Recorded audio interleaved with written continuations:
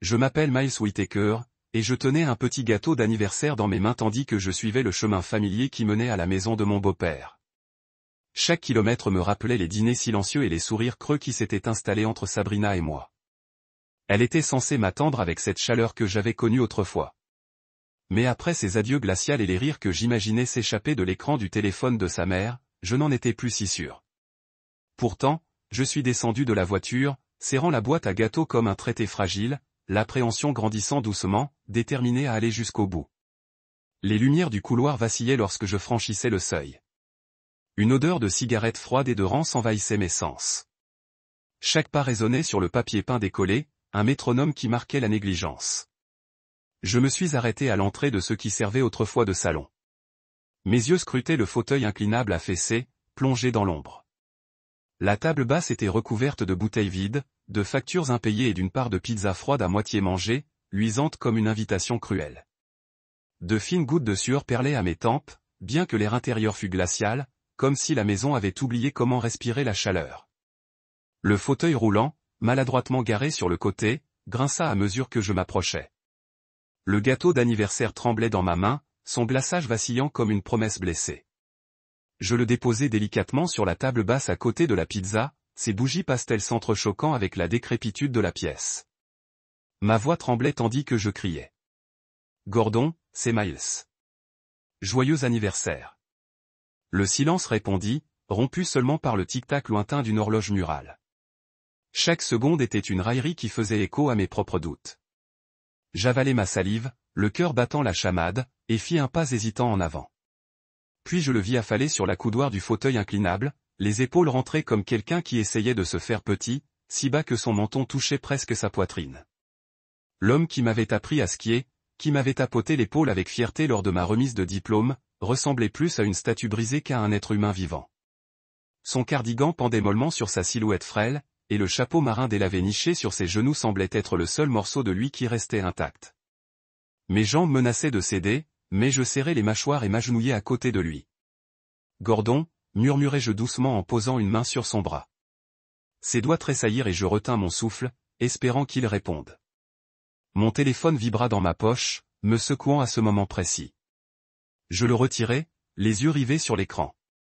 Un SMS groupé, Sabrina, Lorraine, emoji plage. Le message disait, « Amusez-vous bien avec les margaritas de grand-mère vous attendent. » Dièse par Félicia. Un coup de poing cruel dans le ventre. Ma main se serra autour de l'appareil jusqu'à ce que mes jointures blanchissent. Ma gorge brûlait de colère et de honte. J'étais venu ici pour réconforter mon beau-père, mais je me suis rappelé que ma propre famille l'avait abandonné. Je me suis retourné vers Gordon. Il a remué. La chaise a grogné en signe de protestation. Puis, avec un souffle qui résonnait comme du vent à travers du verre brisé, il a relevé la tête. Son visage décharné et ridé était illuminé par une lumière intense et déterminée. Il s'est relevé avec une force surprenante, ses mains trouvant les accoudoirs comme s'il savait qu'il serait là. Je me suis efforcé de le stabiliser, tous les muscles de mon corps tremblant. « Tu bouges » ai-je balbutié d'une voix rauque. Il a balayé la pièce du regard. J'ai atterri sur le gâteau et la pizza, puis s'est posé sur moi. « Il me croit impuissant » a-t-il rauquement. D'une voix rauque mais autoritaire. Ils ont oublié la première règle de la guerre, ne jamais sous-estimer son ennemi. L'adrénaline m'a submergé. J'ai jeté un coup d'œil aux bougies tordues du gâteau, puis à la part de pizza moqueuse. Toute cette négligence, chaque chuchotement, chaque regard froid. Il nous avait sous-estimés, lui et moi. Je m'agenouillai et l'aidai à se déplacer en avant, soutenant son poids tandis qu'il se relevait. Chaque mouvement semblait douloureux, mais sa colonne vertébrale se redressa avec détermination. « C'est l'heure du spectacle » dit-il d'une voix basse et inébranlable. Ma poitrine se serra, mêlée de fierté et d'effroi. Il passa la main sous le siège de son fauteuil roulant et en sortit un dossier abîmé. Les bords étaient effilochés, comme s'il avait voyagé à travers le temps. Je le pris en prenant soin de ne pas en renverser le contenu. À l'intérieur se trouvaient des photos collées sur du papier jauni, des captures d'écran d'appels vidéo montrant Sabrina comptant de l'argent, des relevés bancaires tamponnés de ses retraits, et des bribes de conversation assemblées. Des preuves. Mon sang vibrait d'un mélange de fureur et de détermination. « Ils t'ont utilisé » dis-je doucement. Gordon inclina la tête, les yeux brillants de justification. Ils nous ont utilisés tous les deux, répondit-il. Mais maintenant, nous avons le pouvoir. Un silence s'installa, pesant, mais plus oppressant. La pièce semblait plus petite, les murs se fendant de mépris. Pourtant, à cet instant, j'avais l'impression d'être dans un creuset en train de forger un plan. Je refermai le dossier et croisai son regard, le pouls battant à tout rompre. Et maintenant, demandai-je d'une voix à peine plus qu'un murmure. Il parvint à esquisser un sourire en coin, une force ancienne vacillant dans ses yeux. Maintenant, dit-il d'une voix ferme, nous leur offrons un spectacle qu'ils n'oublieront jamais.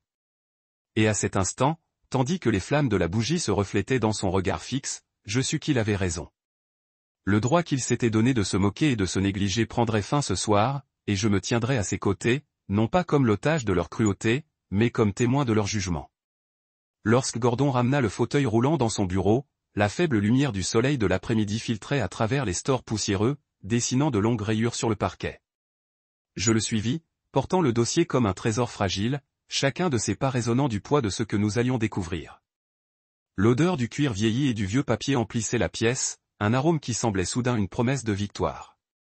Les mains de Gordon tremblaient légèrement tandis qu'il s'installait au bureau, mais ses yeux brillaient d'une clarté féroce que je n'avais jamais vue auparavant. Ils attendent un infirme, dit-il d'une voix si basse que je dus m'y pencher. Ils oubliaient qu'un soldat ne s'allonge jamais vraiment. Son rire était discret, mais il portait l'écho d'une acclamation de guerre. Je sentis un frisson d'anticipation et d'effroi me traverser la poitrine. Il désigna un tiroir à double fond creusé dans le bureau. Une pièce d'artisanat ingénieuse que je n'aurais jamais remarquée s'il n'y avait pas guidé ma main. D'une légère pression, il s'ouvrit pour révéler des piles d'enveloppes en papier craft, chacune marquée de dates et d'initiales codées. Gordon en prit une, la déplia et en sortit une pochette de photos et d'imprimés. La première image montrait Sabrina à un distributeur automatique de billets, retirant des fonds sur son compte. Vient ensuite une vidéo de Lorraine comptant des liasses de billets sur la table de la salle à manger.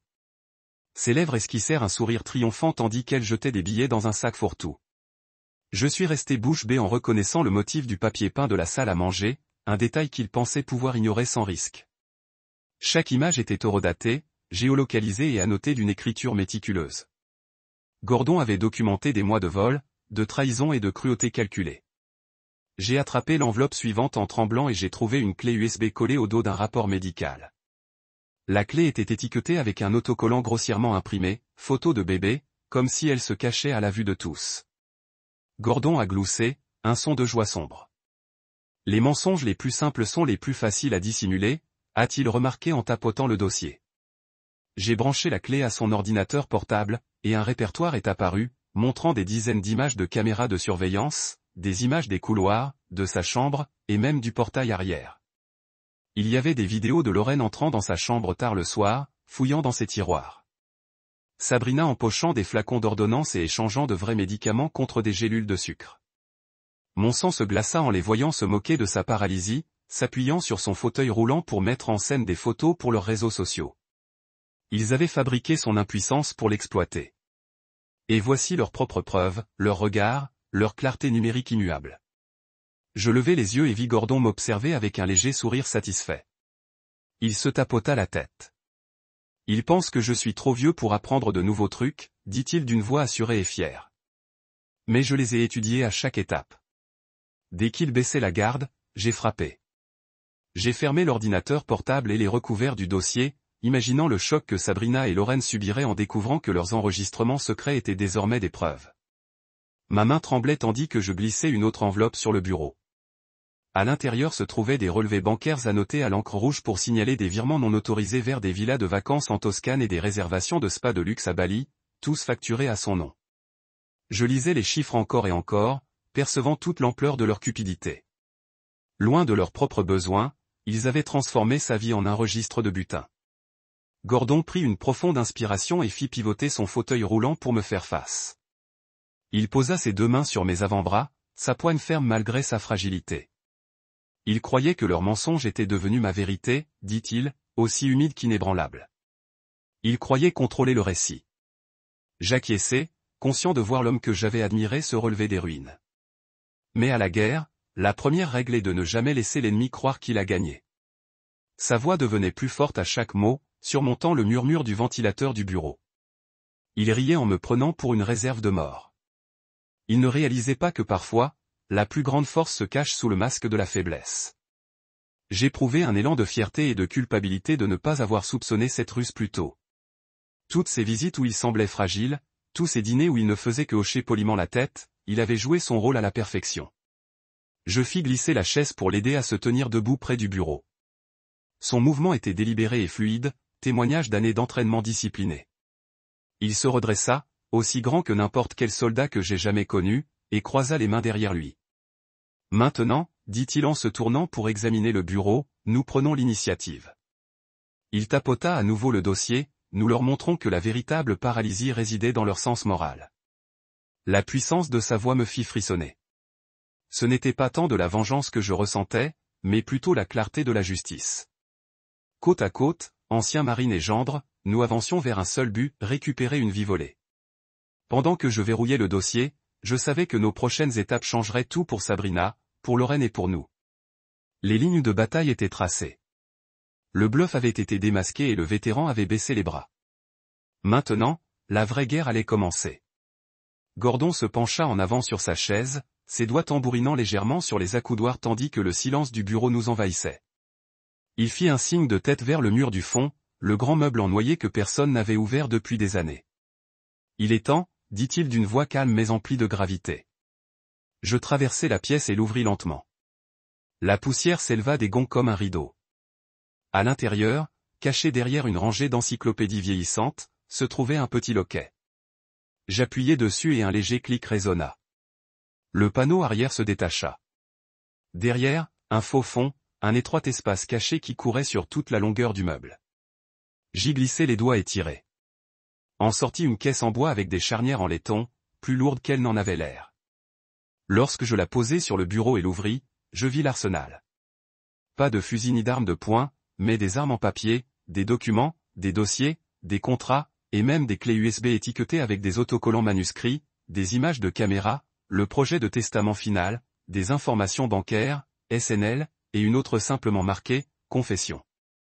Je regardai Gordon, il hocha la tête. Le trésor de guerre, dit-il.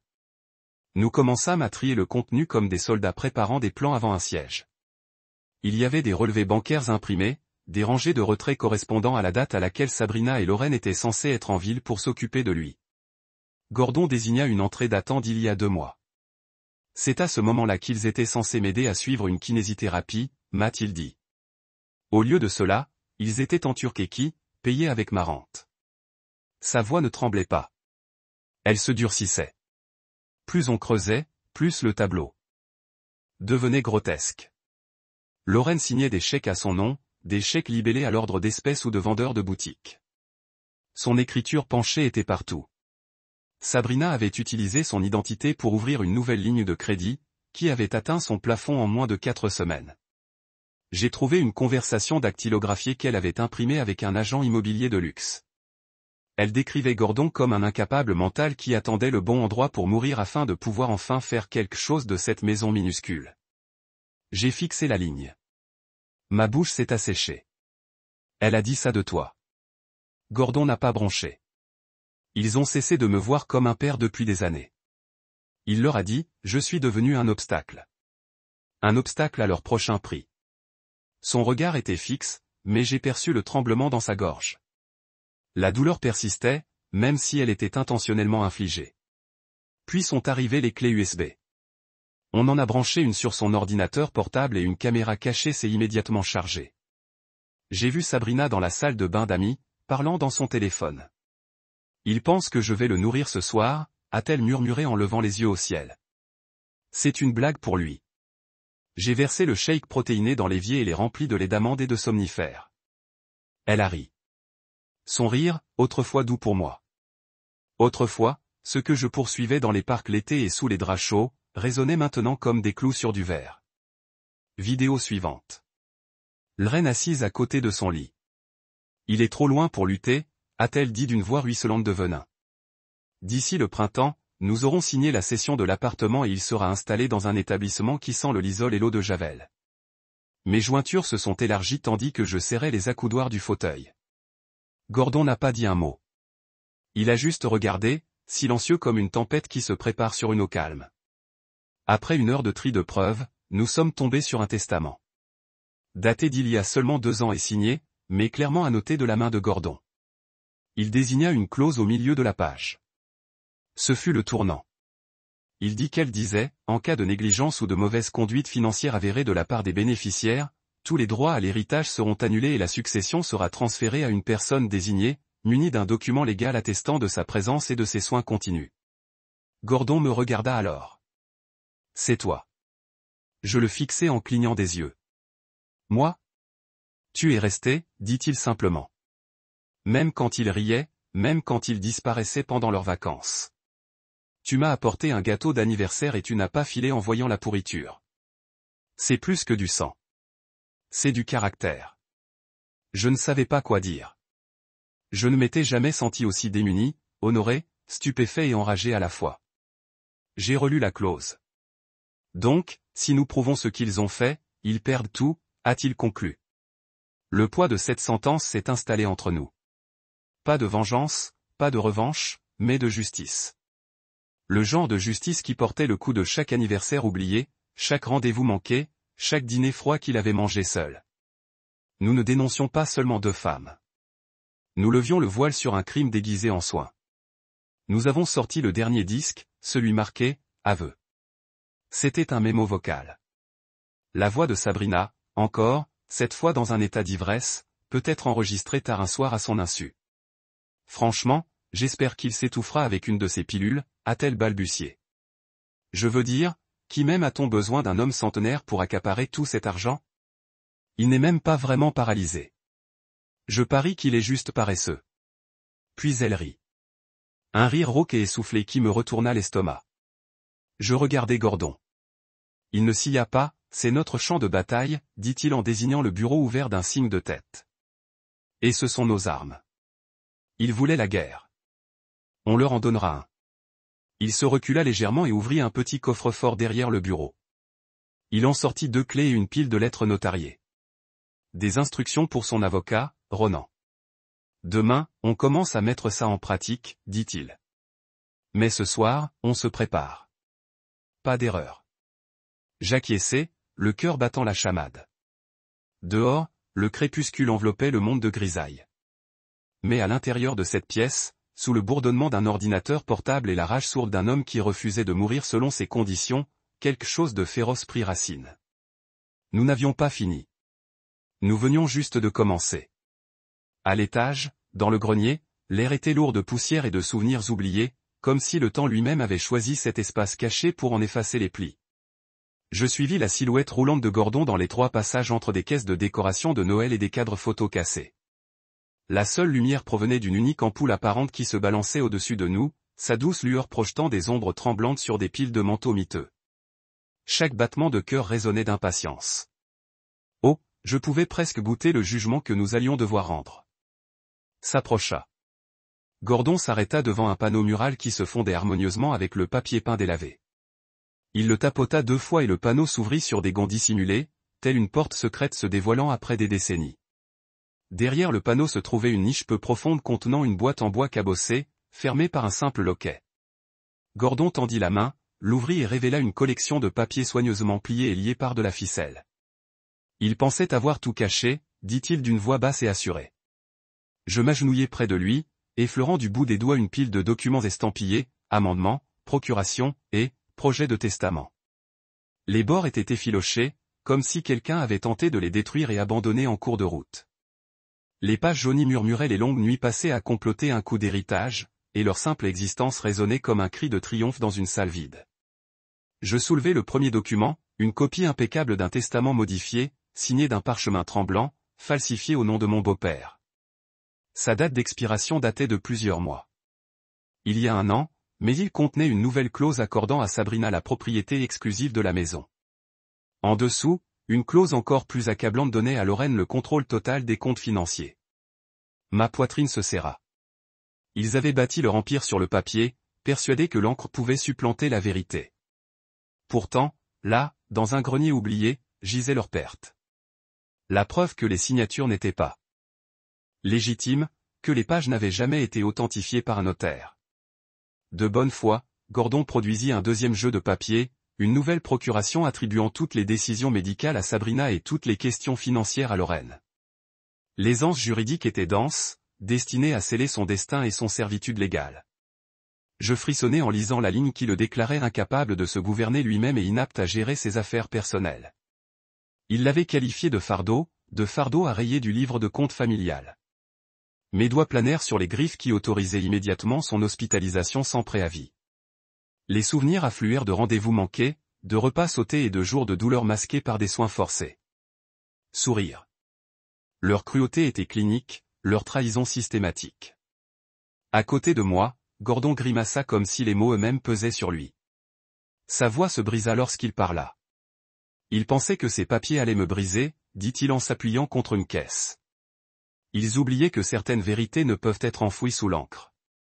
Ses yeux brûlaient de résilience tandis qu'il se redressait. Je l'aidai à sortir de la fissure et le ramenai au centre du grenier. Chacun de ses gestes semblait empreint d'un but. Je fus obligé de me rappeler que ce corps frêle avait autrefois transporté de l'artillerie à travers des champs étrangers. L'homme qui refusait de se rendre était bien plus grand que n'importe quel morceau de papier. Je rassemblai les documents dans la boîte cabossée et fermai le couvercle. La ficelle claqua comme un coup de feu, sec et décisif. À cet instant, je sentis le passage de la victime à la victoire. Ils n'ont jamais compté sur toi, dis-je d'une voix résonnante.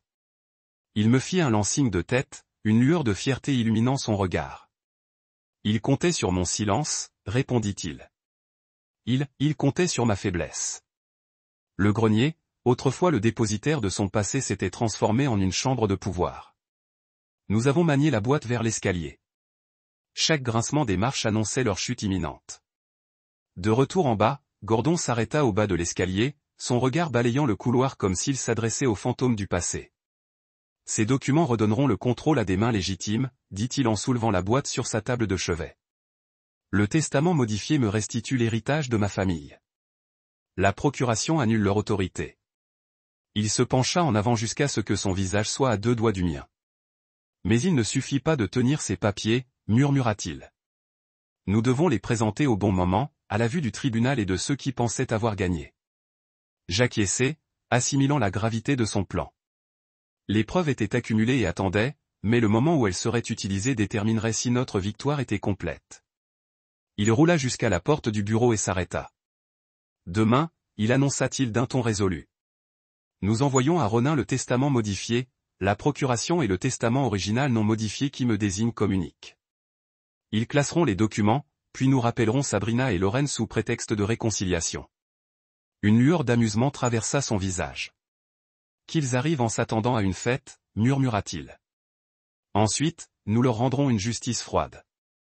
Je souris sombrement, me souvenant de la pizza qui avait longtemps symbolisé sa prétendue impuissance. Cette fois, nous les priverions de toute surprise, transformant leurs suppositions en leur perte.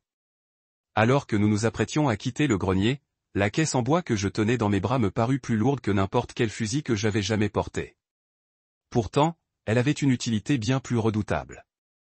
Debout dans le couloir sombre, je regardai Gordon et parlais avec assurance. Ils ne comprendront pas ce qui les a frappés.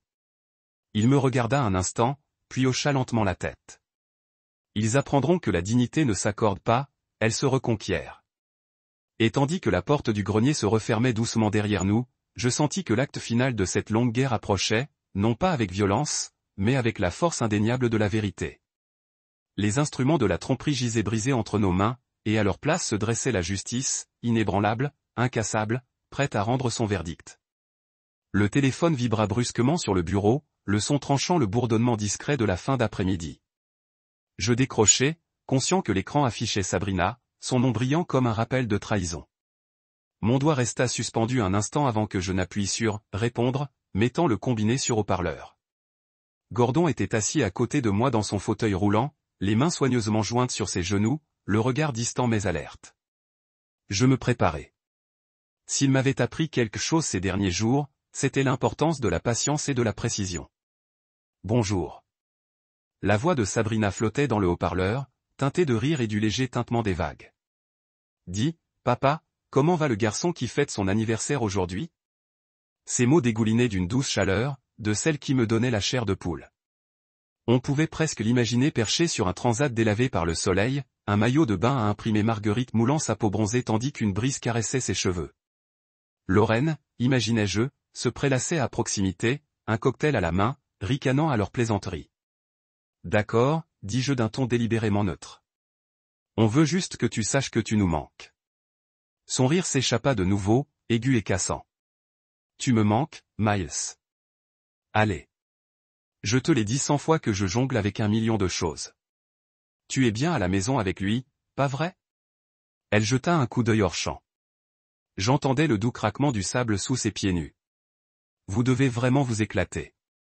J'ai vu les jointures de Gordon se crisper, signe silencieux qu'il était prêt. En fait, la voix de Gordon perça, nette, claire et inébranlable. Sabrina, tu devrais peut-être rentrer bientôt.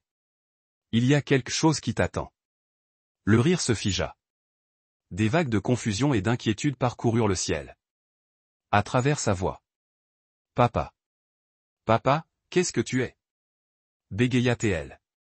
J'ai ressenti une bouffée de satisfaction. Elle ne s'attendait pas du tout à ce qu'il parle, et encore moins si clairement. Quelque chose m'attend? Répéta-t-elle, la voix tremblante. Tu as l'air mieux? Sa voix hésita sur l'adjectif. C'était le but. La légère pose de Gordon, l'inspiration qui précédait ces mots, avait plus de force que n'importe quel cri. J'ai l'air prêt, dit-il, à voir ceux qui pensaient pouvoir me voler, se moquer de moi et m'abandonner. Je suis prêt à te montrer comme je m'en suis bien sorti. Sa confiance. Sereine fut un coup de massue. La respiration de Sabrina s'accéléra. Je pouvais presque entendre son pouls. Quelles affaires, parvint-elle à dire d'une voix basse. Papa, s'il te plaît.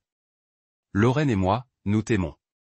Elle trébucha sur l'amour comme si elle y goûtait pour la première fois, malgré sa propre culpabilité. Nous voulions juste ce qu'il y a de mieux pour toi, conclut Gordon. Il n'a jamais été question de moi. Son accusation flottait dans l'air, inflexible. Il n'a été question que de moi. Mon compte en banque et ma maison. Je me suis penché et j'ai appuyé sur le bouton secret, coupant court au désespoir de Sabrina. Non, ce n'est pas moi qui l'entends. Gordon et moi avons échangé un regard, le lien de complicité forgé dans le creuset de notre plan. Puis j'ai réactivé le micro. Sabrina, ai-je dit d'une voix ferme. Tu rentres. On a tout arrangé. Tu trouveras les billets dans ta boîte mail. Mon ton ne laissait aucune place à la discussion. Le curseur sur son visage a clignoté sur l'écran. Ses yeux se sont écarquillés, la panique remplaçant la bravade. La voix de Lorraine se fait entendre maintenant, sèche et fausse. Miles, arrête. On est en vacances. Tu ne peux pas.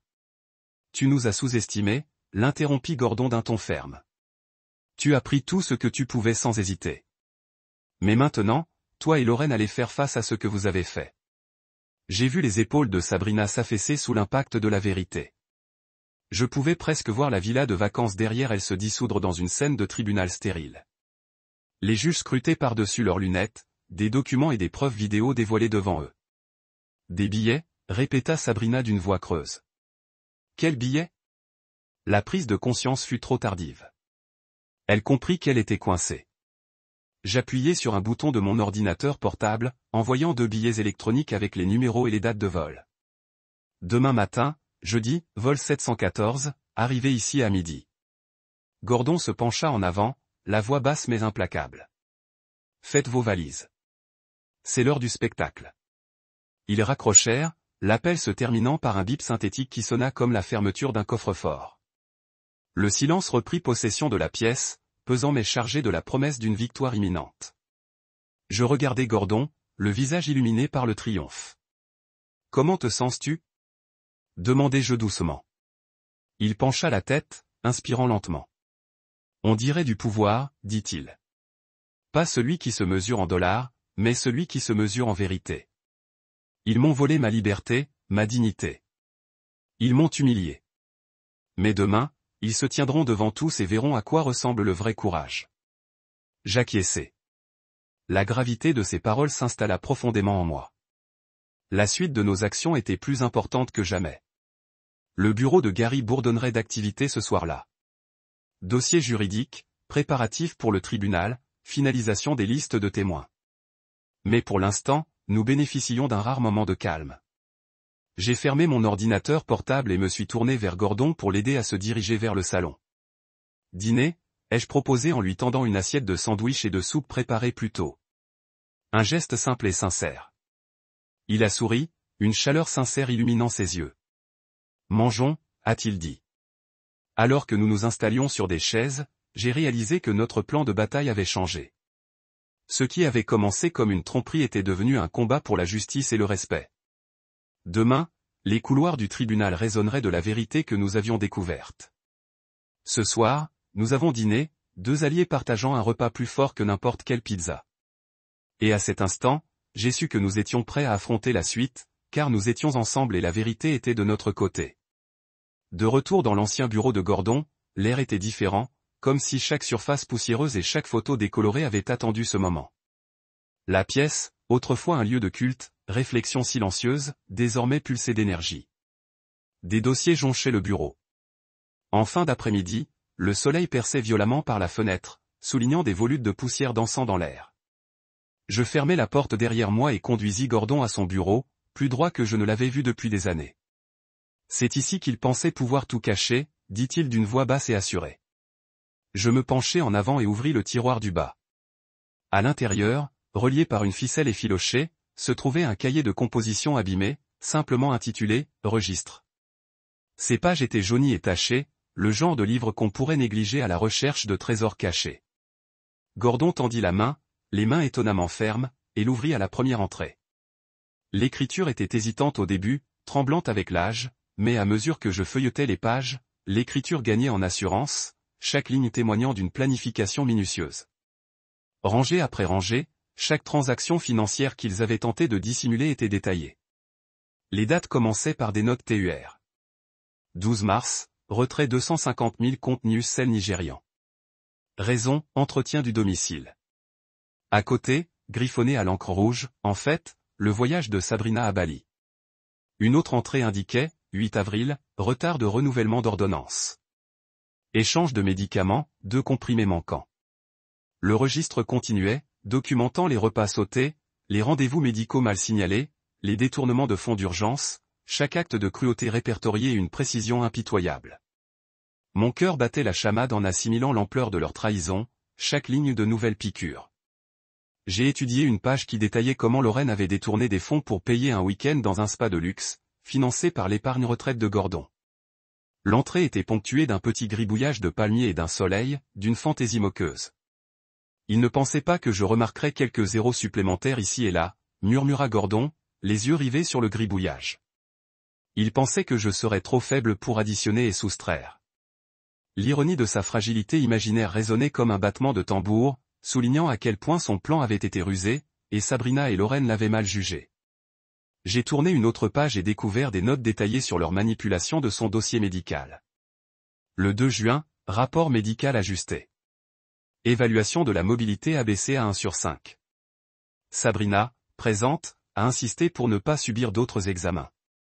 À côté, Gordon avait écrit, pression exercée. Menace de retirer les privilèges de sa petite fille. J'ai refermé le livre, réalisant jusqu'où ils étaient allés pour le manipuler, pour façonner son image en quelque chose qu'il pourrait exploiter. Le registre n'était pas que des chiffres. C'était la preuve d'une campagne de cruauté calculée, qu'il avait laissé isoler, affamé de nourriture et de dignité. Gordon m'observait attentivement, jaugeant ma réaction. J'avais besoin qu'il croie à l'histoire qu'il s'était vendue, dit-il doucement. Parce qu'à ce moment-là, ils oubliaient de se protéger. Il tapota le carnet. Ce registre est la colonne vertébrale de notre dossier, poursuivit-il. Sans lui, il passerait entre les mailles du filet. Avec lui, nous les tenons dans la lumière. J'ai hoché la tête, passant un doigt le long de la marge où il avait souligné le détournement de détour match des reçus. Je laisserai des mots derrière, même s'il me pense fou. Son écriture a hésité là-bas, une tache en forme de larme m'accolant à l'encre. Ma gorge s'est limitée en réalisant la profondeur de sa solitude et de sa prévision. J'ai fermé les 2 camards doucement et les empilé sur le bureau. À l'extérieur, une porte de voiture a grimpé, le bruit distant de Gordon. Dis. Nous sommes venus armés de vérité et de patience de le prouver. Il s'est avancé, se positionnant pour que les cahiers gisaient devant lui comme des preuves lors d'un procès. Ces pages parleront plus fort que leurs larmes, a-t-il ajouté. J'ai regardé le bureau. Je me suis senti détruit. Trappant d'une horloge, comptant jusqu'au moment de la vérité. Porte d'entrée, attendant une réunion, attendant des excuses, s'attendant à le trouver encore faible et silencieux. Au lieu de cela, il trouverait un homme renaissant, tenant le grand livre accablant qui cartographiait chaque trahison de clarté cristalline. Alors que nous descendions les escaliers, j'ai senti un changement dans l'atmosphère de la maison. La négligence rassie semblait soulevée, remplacée par une anticipation électrique. Les yeux de Gordon ont rencontré les miens, et en ce regard, je savais que nous ne recherchions plus la justice. Nous récupérions une vie volée par morceaux. Le grand livre, autrefois un bilan privé de douleur, était devenu la pierre angulaire de leur perte. Et alors que le verrou des portes d'entrée tournait, signalant leur arrivée, nous nous sommes tenus prêts. Un armé non avec des armes de guerre, mais avec le pouvoir indéniable de la vérité documentée. Le grand livre de Bonneillard parlerait de lui-même. Et je serais là pour regarder le calcul se dérouler. La lumière du matin inclinait à travers les fenêtres d'études, illuminant les mottes de poussière qui dansaient dans la lueur pâle. Je me suis assis à côté de Gordon dans son fauteuil roulant, la mallette épaisse débordante de des preuves reposant sur le bureau entre nous. Mes pensées ont augmenté en répétant le plan. Aujourd'hui, nous rencontrions Ronan Alpé, le bariste, qui transformerait notre montagne de preuves en une forteresse juridique inentrée. J'ai regardé la respiration régulière de Gordon, la montée et la chute de sa poitrine pratiquée, me rappelant combien de batailles il avait déjà combattues et gagnées, bien avant celle-ci. Un coup doux à la porte a annoncé notre visiteur. Je l'ai ouvert pour révéler Ronin, grand, composé, avec des cheveux gris en acier peignés soigneusement sur le côté et des verres à bandoulière perchés sur son nez. Il a porté un portefeuille en cuir et dégagé l'autorité calme d'un homme qui avait navigué d'innombrables salles d'audience et négocié d'innombrables colonies. Ses yeux s'éclaircissent quand il a vu Gordon. « Bonjour, le colonel Ben, dit-il chaleureusement, inclinant la tête dans le respect. J'espère que vous vous êtes bien tenu. » Les lèvres de Gordon se courbèrent en un léger sourire. Mieux que ce à quoi il s'attendait, a-t-il répondu, riche en voix de triomphe silencieux. Ronan est entré à l'intérieur et a placé son portefeuille sur le bureau. J'ai fermé la porte derrière lui et nous avons formé tous les trois un cercle de détermination. Ronan a supprimé un ensemble de documents de sa mallette, des copies certifiées de la volonté mise à jour de Gordon, de la procuration et de l'amendement de la fiducie portant la signature d'un notaire, tous datés de 6 mois auparavant. Ces dépôts ont été déposés auprès du greffier du comté, a-t-il annoncé, répandant les papiers à travers le bureau devant nous. Toutes les tentatives ultérieures de Sabrina ou de Lréenne pour les contester seront accueillies par des accusations de parjure. Il regarda Gordon. Vos intentions sont claires. Pour protéger votre succession et vous assurer que cela profite à ceux qui se soucient vraiment de vous. Gordon inclina la tête. Il pensait pouvoir réécrire ma vie avec des papiers forges, a-t-il dit, à voix basse. Mais nous les avons d'abord écrits de mon histoire. Ronin a hoché la tête avec approbation et a consulté ses notes. J'ai également déposé des injonctions pour congeler tous les actifs associés au compte du fléau. Cela comprend la vérification, les économies, les fonds de retraite et les avoirs de propriété. Toute tentative de retrait sera automatiquement inversée et les requêtes de l'outrage civil peuvent être déposées contre n'importe qui viole ces ordres. Il s'arrêta pour laisser la gravité de cette coulée. Votre maison, colonel, reste sous votre contrôle exclusif. Ils n'auront aucun pied légal ici. J'ai regardé Gordon, dont le regard brille avec une satisfaction féroce. Et la référence criminelle. Demandai-je, ma voix étouffait comme s'il était réticent à briser l'humeur solennelle. Ronan a cherché un autre dossier et a extrait une lettre de motivation adressée au bureau du procureur de l'État. Ici, a-t-il dit en le glissant sur le bureau. J'ai décrit les preuves du détournement de fonds, de la maltraitance des personnes âgées et de la fraude, des images de surveillance, des documents de forge, de l'audio de la confession. Tout est catalogué avec des horodas murmures, à moitié pour lui-même. Ronin sourit, l'expression de rassurance d'un professionnel. Tout d'abord, nous attendons leur retour. J'ai rédigé des invitations officielles pour une conférence de médiation présentée sous le couvert de la résolution des questions familiales. Ils signeront le RSVP, s'engageant sans le savoir à comparaître devant le tribunal. Il a tapé la pile des invitations. À leur arrivée, nous aurons les ordres temporaires en main. Nous présenterons les preuves et toute tentative de repartir annulera leurs revendications pour toujours. J'exhalai lentement, la tension dans la pièce relâchant juste une fraction, remplacée par la clarté de l'objectif. Et le vol de Sabrina? J'ai demandé. Elle atterrit demain matin. Devrions-nous l'informer des changements? Ronan secoua la tête. Non. Laissez-les croire qu'ils contrôlent toujours. Laissez-les penser qu'ils rentrent à la maison pour une réconciliation familiale. Cette arrogance fera la chute de tous les plus doux et légalement hermétiques. S'ils refusent la médiation, nous le convertirons en une audience contradictoire complète. Il regarda à nouveau Gordon. Vous témoignerez d'abord, bien sûr, et nous présenterons la vidéo, le grand livre, la forge, tout. La loi est de votre côté, colonel. Le visage de Gordon était serein alors qu'il absorbait le plan. Ils m'ont mis sur moi, restant silencieux, dit-il doucement. Ils ont oublié qu'une vie de service vous apprend à parler quand elle compte. Son regard a rencontré le mien et j'ai ressenti une vague de fierté. Merci, Ronin, dis-je, plaçant une main sur l'épaule Baristé. Nous n'aurions pas pu demander une stratégie plus forte. Ronin inclina légèrement la tête. C'est mon honneur, répondit-il. Votre service et votre persévérance ne méritent rien de moins. Alors qu'il rassemblait ses papiers, j'ai roulé Gordon vers la porte. Allons-nous?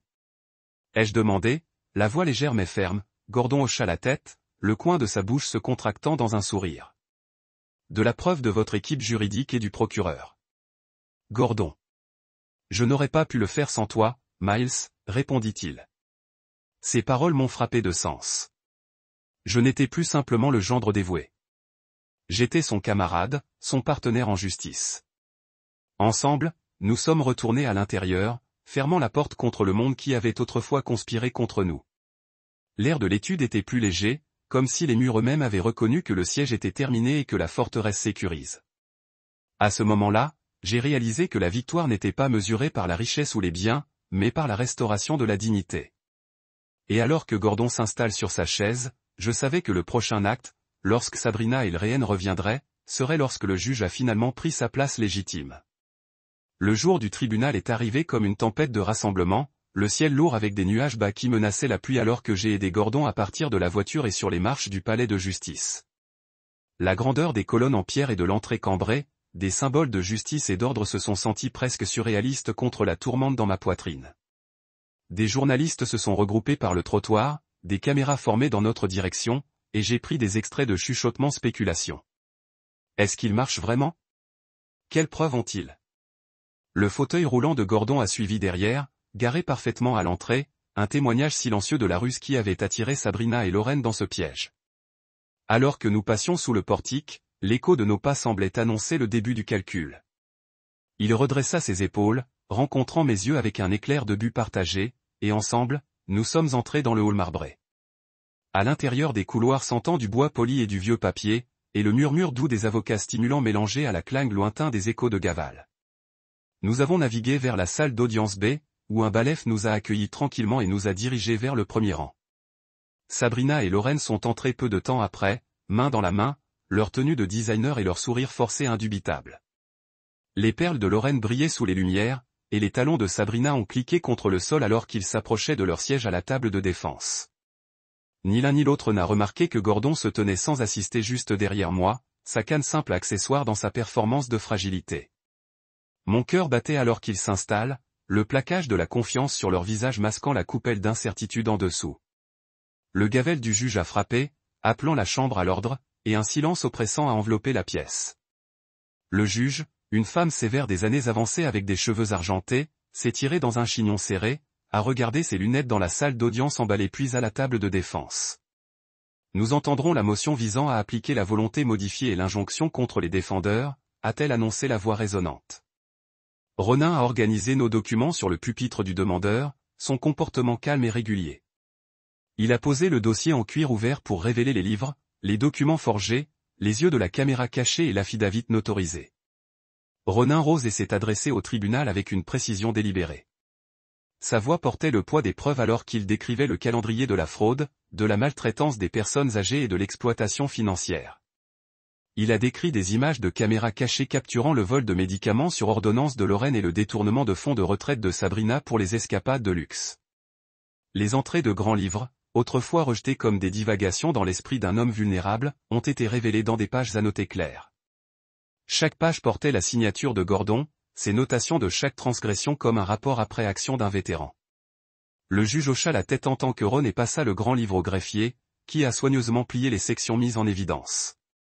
Les yeux de Sabrina s'écarquillèrent et elle se tourna pour chuchoter furieusement vers Lorraine, dont les joues rougissaient d'un mélange de colère et de peur. Ensuite, Ronan a joué le dépôt vidéo que nous avions préparé. Gordon parlant avec une autorité silencieuse, racontant comment sa fille et sa belle-fille l'avaient abandonné le jour de son anniversaire, rit de sa paralysie et drainait ses comptes. Sa voix résonna à travers les haut-parleurs, claire et inébranlable. J'ai regardé le visage de Sabrina s'effondrer, la confiance fondant tandis que sa préoccupation simulée faisait la place à l'incrédulité. La posture de Lorraine s'est effondrée, les perles autour de son cou se sentant soudainement comme des chaînes. Le juge se pencha en avant, absorbant chaque mot, chaque cordon de déchirure silencieuse versé à la caméra alors qu'il décrivait la solitude appliquée par leur cruauté. À la fin des images, la salle d'audience est restée si silencieuse. Je pouvais entendre la respiration régulière du juge. Puis vint la clause de confiance. La négligence et la cruauté perdent tout héritage, Ronan a récité, glissant la volonté modifiée. Il a souligné l'activation de la clause lors de la maltraitance documentée et de l'inconduite financière. Le juge a consulté la volonté initiale, puis la modification, comparant les dates et les notorisations. Il semble que les défendeurs se soient engagés dans un comportement déclenchant la clause de confiscation, a-t-elle déclaré une entreprise vocale. Lorraine halta, des doigts tremblants sur ses notes de défense, tandis que les yeux de Sabrina remplissaient de larmes qu'elle ne pouvait plus cacher. Le juge s'est tourné vers le conseil de défense. « Comment plaidez-vous à ces mouvements ?» elle a demandé. Avant que leur avocat ne puisse répondre, Gordon se leva de son siège, sa canne cliquant sur le sol alors qu'il s'avança, un moment qui a volé chaque souffle dans la pièce. Sabrina recula, le choc gravé sur son visage. Le juge s'arrêta, les sourcils levés. La voix de Gordon, forte et indignée, a rempli l'espace. « Votre honneur, a-t-il dit, j'ai été jugé inapte à marcher, à gérer mes propres affaires. Mais aujourd'hui, je me tiens, parce que la vérité est debout. Ces documents sont mon témoignage, et leur complicité a été mise à nu. » Sa tête se leva comme une fierté d'un homme qui a refusé d'être défini par ses limites. La salle d'audience a éclaté par des halètements et des murmures. Les journalistes griffonnaient furieusement. Le juge a frappé son gavel. Ordonnance dans la cour. Lorsque l'ordre a été rétabli, la table de défense était assise vide, Sabrina et Lorraine étant retournées vers leurs chaises comme des feuilles dans une tempête. Leur avocat s'est opposé, mais le juge l'a coupé. J'ai examiné les éléments de preuve et trouvé de nombreux motifs pour accorder les requêtes du demandeur. Le testament modifié régira la succession. L'injonction pour geler les actifs est confirmée par les présentes. En outre, le bureau du procureur de l'État est autorisé à poursuivre des accusations criminelles comme indiqué dans la référence. Elle regarda Sabrina et Lorraine. Jusqu'à ce que cette affaire soit entièrement jugée, vous devez annuler les locaux et rendre l'accès immédiatement à tous les comptes. Le silence régna à nouveau, plus profond qu'auparavant. Alors que le juge sortait, le bef hocha la tête à Gordon pour respect, et j'ai tendu la main pour le stabiliser. Les épaules de Sabrina s'affaissèrent. Les yeux de Lorraine brillèrent de larmes qui promettaient plus que des remords. Peut-être le regret des conséquences désormais inévitables. J'ai ressenti une vague de soulagement et de triomphe. Tempéré par la connaissance des blessures qui pourraient guérir lentement, si bien, Gordon m'a donné un regard de gratitude silencieuse, je lui ai serré la main. À l'extérieur, la tempête s'est cassée, la pluie portant contre les fenêtres comme une bénédiction. Nous avions tourné les tables, récupéré la dignité et rendu justice, non seulement en droit, mais dans le cœur de ceux qui pensaient avoir gagné. Et alors que nous rassemblions nos affaires pour quitter la salle d'audience, j'ai réalisé que notre bataille ne s'était pas terminée par la vengeance, mais avec la clarté durement gagnée de la vérité qui prévaut enfin. La salle d'audience avait vidé, mais pour quelques conversations silencieuses lorsque Gordon et moi avons glissé dans le couloir, l'adrénaline de la victoire picotement dans nos veines. Je me suis guidé vers les portes avec un soulagement et une anticipation, sachant que ce moment n'était pas la fin, mais le début de la récupération de sa vie. Alors que les portes de chaîne lourde s'ouvrirent, j'ai senti le soleil de l'après-midi réchauffer mon visage et entendu le motif constant de la pluie se fanant d'une brève tempête à l'extérieur. Les journalistes s'attardaient par l'entrée, n'osant pas s'approcher immédiatement, leurs épingles sur les enregistreurs au-dessus des enregistreurs. J'ai étudié le fauteuil roulant de Gordon et j'ai chuchoté, « Tu es prêt ?» Il hocha la tête, un sourire calme courbant ses lèvres. « Termons ceci, dit-il en voix forte. Ensemble, nous avons navigué sur les marches en marbre, nos pas résonnant derrière nous comme les derniers battements de tambour de la campagne que nous avions menée. Une fois à l'extérieur, le flot de caméras et de microphones a été immédiat. J'ai intercepté le premier journaliste avec une déclaration calme. La décision d'aujourd'hui affirme que la vérité et la justice prévalent pour la tromperie et la cruauté. Ma voix retentit, transportée dans l'air humide. Gordon était royalement assis dans son fauteuil roulant, dégageant la dignité et la résilience de chaque ex-marin que j'avais jamais admiré.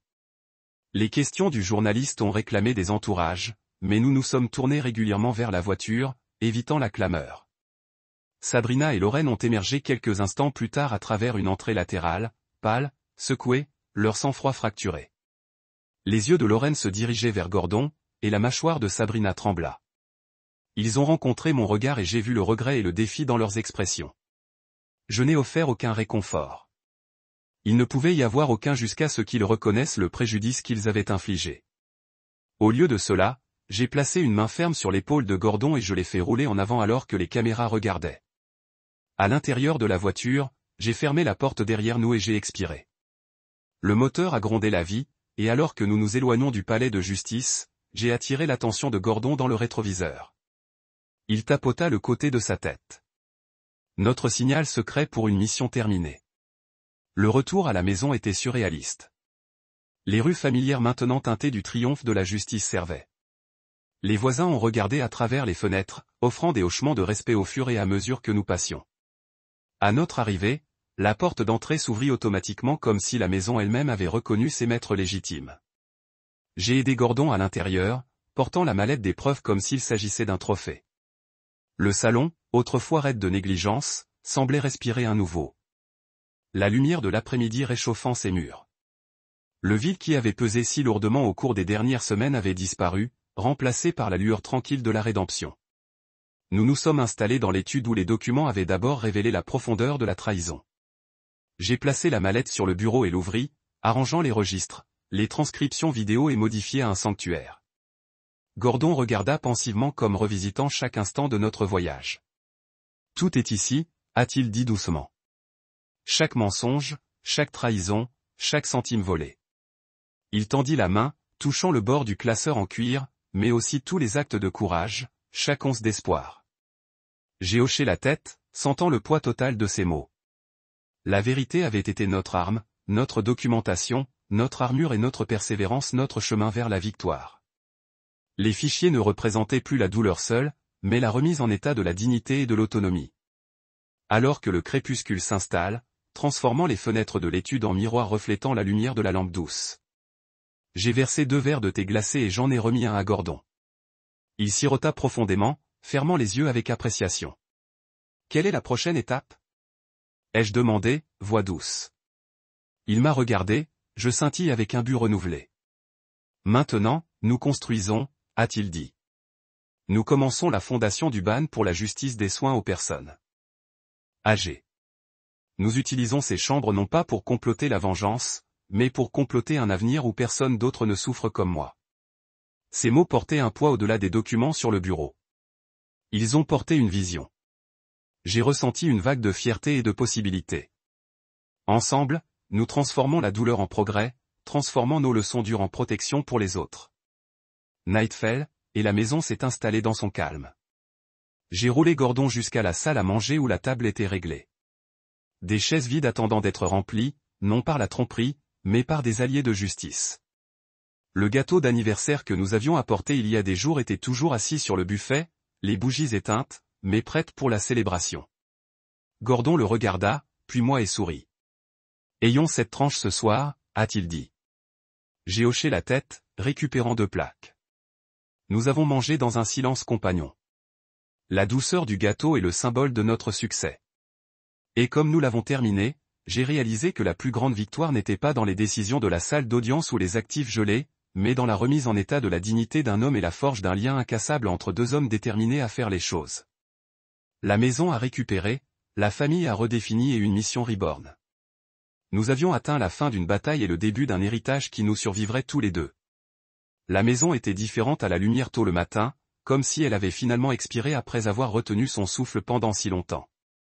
Je me suis déplacé dans le foyer avec une nouvelle confiance, les clés se promenant dans ma main comme une déclaration de propriété. Chaque étape résonnait contre les planchers polis, me rappelant que cet endroit n'était plus un navire de négligence et de trahison, mais un sanctuaire pour la justice et le renouvellement. Les échos de mes pas semblaient chuchoter des histoires de deux cœurs, le mien et Gordon, qui avaient résisté aux tempêtes dans ces murs. Alors que j'atteignais la porte d'entrée, je m'arrêtai pour inspirer profondément, goûtant la promesse d'un début frais. Le fauteuil roulant de Gordon fredonnait derrière moi pendant que je me retournais.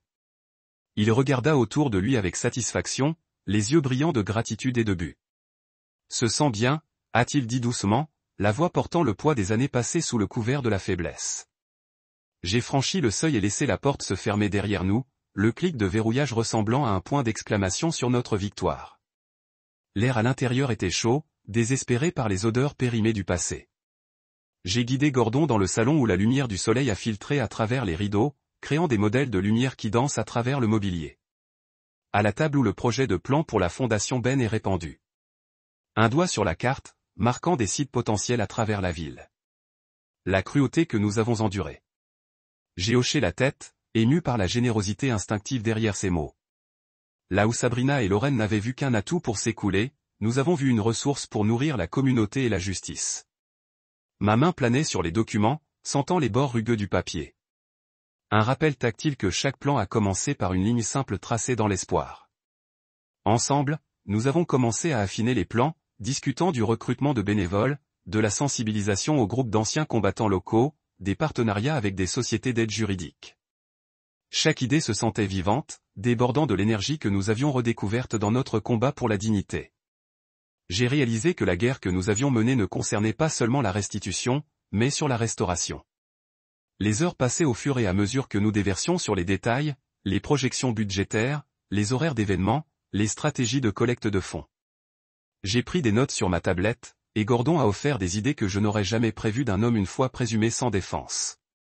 Il a parlé de son temps dans les marines, de leadership forgé sous le feu, de la camaraderie qu'il a soutenue par des difficultés. Nous avons fait face à un ennemi qui nous a vus comme impuissants, a-t-il dit, se penchant en arrière sur sa chaise. Maintenant, nous sommes unis à créer une force à partir de la vulnérabilité. Ces mots ont résonné profondément et j'ai ressenti le poids total de mon rôle au-delà du gendre ou de la soignante pour devenir collaborateur et gémi de sa vision. En fin d'après-midi, nous avons pris une pause et avons déménagé dans la cuisine où j'ai préparé des sandwichs et des jours de législation. Nous avons mangé côte à côte sur l'île de la cuisine, partageant des rires et des rires qui ont fait des riches. À l'approche de la soirée, nous avons déménagé sur le porche avant. Parmi les textes juridiques, nous devions encore examiner. Je me suis assis à côté de lui, cahier en main, alors que nous planifions un petit rassemblement pour annoncer le lancement de la fondation, les amis, les voisins, les supporters dont les contributions transforment nos plans en réalité. Il se tourna vers moi avec un regard de fierté silencieuse. « Miles, vous avez été plus qu'un partenaire dans cette bataille, a-t-il dit, voix soft. Tu as été ma force quand j'ai fait semblant d'avoir besoin en moi. Et maintenant, vous êtes mon partenaire dans la construction de quelque chose de réel. » J'ai ressenti une vague d'émotion, l'aboutissement de chaque procès que nous avions enduré et chaque triomphe que nous avions réclamé. Nous avons fait ça ensemble, ai-je répondu, la voix stable malgré la bosse dans ma gorge. Et nous allons le construire ensemble. Les lumières du porche clignotaient alors que le crépuscule s'installe, jetant une douce lueur sur la cour. Dans cette lumière, la maison avait l'air tranquille et accueillante. Loin de l'endroit où la trahison avait régné autrefois. Nous nous sommes assis dans un silence compagnon. Deux hommes liés par le respect et le but partagé, prêts à transformer la douleur en progrès. Derrière nous, la fenêtre de la salle à manger a révélé la chaise vide que nous avions gardée pour ceux qui nous avaient abandonnés. Maintenant, cette chaise symbolisait plus qu'une invitation. Cela témoignait des choix et des conséquences, nous rappelant que certains sièges restent vides pour ceux qui n'honorent pas la confiance. J'ai jeté un coup d'œil à la chaise, puis de retour à Gordon, et j'ai ressenti un sentiment de fermeture. La maison n'était plus définie par l'absence, mais par la présence, par la compassion et le courage qui remplissaient maintenant chaque pièce. La nuit a enveloppé le ciel, les étoiles commençant leur veille tranquille au-dessus. J'ai fait reculer Gordon à l'intérieur, fixant la porte derrière nous avec un clic final. Les documents de fondation sont soigneusement empilés sur le bureau, prêts pour le travail du lendemain. En éteignant les lumières, je m'arrêtai, laissant l'obscurité s'installer avant de lancer l'interrupteur. À ce moment-là, j'ai réalisé que chaque chapitre de notre voyage nous avait conduit ici. Une maison récupérée, une mission renouvelée et un lien ininterrompu par la tromperie. Et alors que les lumières s'évanouissaient, je savais que notre histoire continuerait, une de la justice, de la dignité et de l'espoir que ceux qui ont refusé de garder le silence face à des actes répréhensibles.